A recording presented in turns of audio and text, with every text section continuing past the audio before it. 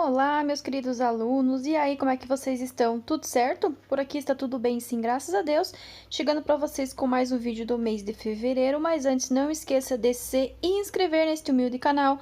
Não esqueça também de ativar o sininho e, claro, né, se você puder, deixa sempre aquele joinha aí nos vídeos que você está assistindo, que isso com certeza vai ajudar muito. E vamos lá para o próximo vídeo.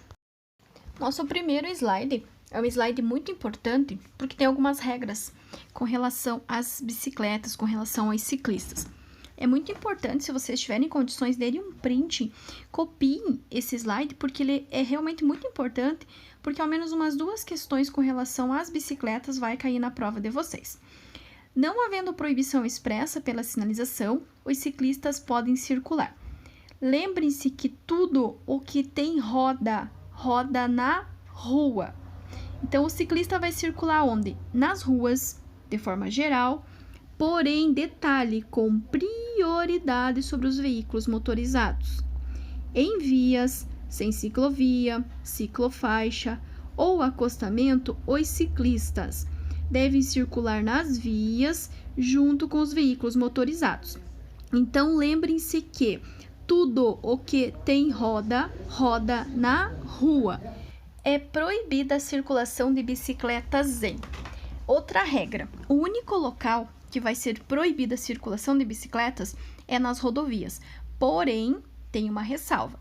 É proibida a circulação de bicicletas em rodovias, salvo onde houver acostamento ou faixa de rolamento próprias. Então, é proibida a circulação de bicicletas em rodovias, salvo onde houver acostamento ou faixa de rolamento próprias. E sobre a circulação de bicicletas em calçadas, é correto afirmar que é permitido sim, tá? Cuida para não colocar apenas permitido, nem para colocar que é proibido. É permitido, mas também tem uma ressalva. É permitido desde que autorizado e devidamente sinalizado pelo órgão responsável. Então, nas rodovias vai ser proibido, salvo onde houver acostamento. Nas calçadas é permitido, desde que autorizado e devidamente sinalizado pelo órgão responsável. Então, eu vou ler todas para vocês. Não havendo proibição expressa pela sinalização, os ciclistas podem circular em ruas de forma geral, com prioridade sobre os veículos motorizados. Em vias sem ciclovia, ciclofaixa ou acostamento, os ciclistas devem circular nas vias junto com os veículos motorizados. Lembre-se que tudo que tem roda, roda na rua. É proibida a circulação nas rodovias, salvo onde houver acostamento ou faixa própria, e a circulação nas calçadas vai ser permitido quando devidamente sinalizado pelo órgão responsável. E nessa daqui, outra coisa muito importante também falando das bicicletas, que é com relação a ultrapassar a bicicleta e quando a bicicleta for ultrapassar o veículo. Então, a primeira diz o seguinte: quando o ciclista, notem bem, é o ciclista quem vai passar pelo veículo. Quando o ciclista for passar por um veículo estacionado à direita da via, recomenda-se utilizar a faixa da direita, mantendo uma distância compatível e redobrando a atenção. Esta é a regra para quando o ciclista for passar pelo veículo. Então, o ciclista, quando for passar por um veículo estacionado à direita, recomenda-se o quê? Utilizar a faixa da direita, mantendo uma distância compatível e sempre redobrando a atenção. Agora, o veículo, o condutor, ao ultrapassar um ciclista, o condutor de veículo motorizado deve. Notem que aqui ele quer saber qual é a forma, qual é a maneira de passar ou ultrapassar o ciclista. Vai reduzir a velocidade do veículo de forma compatível com a segurança. Notem que ele está perguntando a forma, a maneira, como que ele vai fazer a ultrapassagem do ciclista, reduzindo a velocidade do veículo de forma compatível com a segurança. Diferente da questão de baixo. A questão de baixo ele quer o quê? Qual a distância mínima ao ultrapassar uma bicicleta. Então, quando eu for passar uma bicicleta, e ele perguntar da distância, eu tenho que lembrar que é um valor fixo de 1,5 metros, 1,5 metro. Certo? Quando ele falar em distância, lembrem-se sempre, quando falar em distância ao passar ou ultrapassar um ciclista, sempre, não existe exceção, sempre vai ser 1,5 metro, 1,5 metros. É uma penalidade prevista no Código de Trânsito Brasileiro. Penalidade, neste caso, vai ser a advertência por escrito. Aí eu coloquei para vocês aí as possíveis penalidades. Então, as penalidades podem ser multa, suspensão, cassação, cassação da PPD ou curso de reciclagem. Essas são penalidades, certo? Penalidades previstas no Código de Trânsito Brasileiro. Nessa questão, ele colocou advertência por escrito. Poderia ser multa, poderia ser suspensão, poderia ser cassação, poderia ser cassação da PPD ou ainda curso de reciclagem. Ao estacionar um veículo equipado com transmissão automática, ou seja, aquele veículo que não tem pedal da embreagem, que a troca de marcha é feita automaticamente, recomenda-se seguir a seguinte sequência de procedimentos: acionar o freio de estacionamento, ou seja, o freio de mão, colocar a alavanca em P, a alavanca de câmbio, porque ele não tem embreagem, mas ele tem alavanca de câmbio. Então, a alavanca de câmbio vai ficar na letra P e na sequência vocês vão desligar o motor.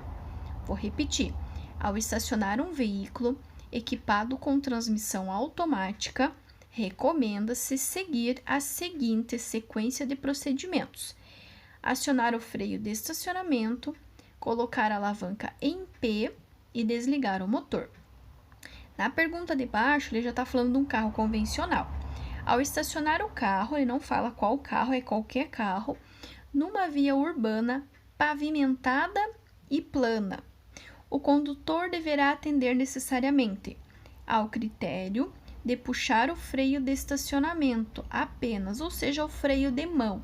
Lembrem-se sempre, tanto na primeira pergunta quanto na segunda, vocês vão puxar o freio de mão sem forçar demais. Tem inclusive uma questão que pergunta qual é a maneira correta de puxar o freio de mão. Aí vai todos os alunos lá e colocam puxar com a máxima pressão. Gente, não precisa. O carro já está parado. Você só vai se certificar de que ele vai permanecer parado. Então, você vai puxar o freio de mão sem forçar demais, sem forçar além do necessário. Quando for transmissão automática, você vai puxar o freio de mão e colocar a alavanca em P e desligar o motor. E se for qualquer carro convencional, puxar o freio de mão apenas. A distância que o veículo percorre. Prestem bem atenção, vamos imaginar a cena.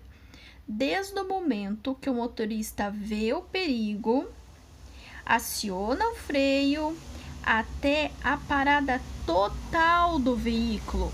Essa distância é chamada de distância de parada, certo? Aí embaixo eu coloquei para vocês a soma. A reação mais a frenagem vai gerar a distância de parada, certo? Então, a reação é o quê? É desde o momento que o motorista vê o perigo e aciona o freio. Isso chama-se distância de reação. Eu estou reagindo. Eu não vou bater no carro da frente. Eu vou reagir. Como que vai ser minha reação? Tirar o pé do acelerador e acionar o freio. Então, se perguntar da distância de reação, é o espaço que o carro percorre desde que o condutor viu o perigo, tirou o pé do acelerador e acionou o freio. Essa é a reação. Acabou aí. Aí vocês vão ter a frenagem. Como o próprio nome já diz, frenagem, você vai estar o quê? Freando. Logo, a distância de frenagem é do momento que você aciona o freio até a parada total do teu veículo. Então, vai ficar assim. Frenagem é desde o momento que o condutor acionou os freios até a parada total do veículo.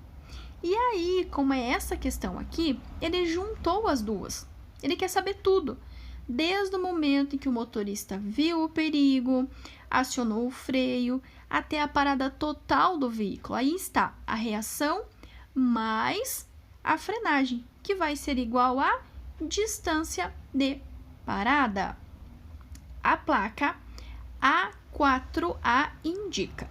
Aqui eu coloquei para vocês as duas placas que são parecidas, duas questões que são parecidas e que está caindo com bastante frequência. Primeiro, placas amarelas são placas de advertência, advertem sobre situações potencialmente perigosas, indicando a sua natureza, certo? são situações que ainda irão acontecer. Não quer dizer que você está dentro da curva e alguém vai ter que contar que você está dentro da curva. Não. Ele está dizendo que, ó, presta atenção que logo ali na frente você vai ter uma curva acentuada em S. Ou você vai ter apenas uma curva em S. Na primeira pergunta, então, ele tá te dando a placa e ele quer saber a resposta. Então, a placa A4A indica o quê? Notem que é uma minhoquinha, ele faz uma curva, certo? Então, não é uma curva só, tem duas. Notem que essa placa, ela desenha um S, só que é um S bem visível. Então, é uma curva acentuada em S à esquerda. Ah, professora, por que à esquerda? Porque notem que a primeira curva, a primeira barriga dela, a primeira dobra dela, está fazendo para esquerda. Por isso que é esquerda. Por isso que é muito importante vocês saberem decorar, se vocês tiverem dificuldade, direita e esquerda. Já na segunda placa, ele diz o quê? Indique a placa da advertência, que significa curva em S à esquerda. Só, apenas curva em S. Notem que é a mesma placa, só que aqui ela não é acentuada. Ela é uma curva mais leve, uma curva mais sutil. Então, vai ser apenas e tão somente curva em S. Diferente da primeira placa. A primeira placa é uma curva acentuada. Por quê? Porque as curvas são bem acentuadas. Já na segunda, as curvas são mais sutis, são mais leves. Portanto, a segunda é apenas curva em S à esquerda. Os faróis do veículo devem ser examinados periodicamente, avaliando o alinhamento e a regulagem. Então, vou repetir lá. Os faróis do veículo devem ser examinados periodicamente, avaliando-se o alinhamento e a regulagem, ou seja, verificar se os dois faróis estão posicionados numa maneira correta, que realmente iluminem a pista, e não que esteja um farol lá virado para a lua e um virado, sei lá, para qualquer outro lugar. Então, os faróis têm que estar alinhados e regulados. Então, se cair essa questão, os faróis dos veículos devem ser examinados periodicamente, avaliando-se o alinhamento e também a regulagem dos mesmos. As linhas seccionadas ou contínuas. Tá abrangendo tudo. Seccionada é aquela toda tracejadinha, pontilhadinha. Já a contínua é uma linha reta grandona lá. As faixas de travessia de pedestre, que vão ser brancas. As setas direcionais, que também vão ser brancas.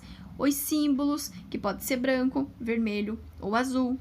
E as legendas. O que são legendas? São os desenhos, as inscrições. Por exemplo, pare, siga, atenção, escola. Isso são legendas.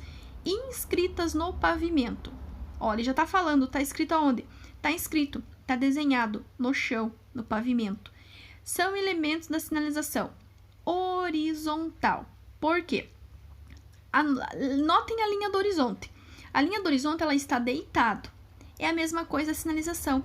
Ela está deitada. Está deitada onde? Está deitada no piso, no pavimento, no chão. Ela está desenhado, ela está inscrito. Por isso que elas são sinalizações horizontais. Vou repetir a pergunta para vocês exatamente como está no slide. As linhas seccionadas ou contínuas, as faixas de travessia de pedestres, as setas direcionais, os símbolos e as legendas inscritos no pavimento são elementos da sinalização horizontal. São todos os desenhos, as marcas, as faixas, as inscrições desenhadas, pintadas ou apostos sobre o pavimento. Ok, meus queridos alunos, muito obrigada por terem assistido este vídeo até aqui. Se caso você assistiu, você ainda não é inscrito, se inscreve no canal, ativa o sininho e deixa aquele joinha, aquele like para poder ajudar no canal. Meu muito obrigado a todos, bons estudos e fiquem com Deus.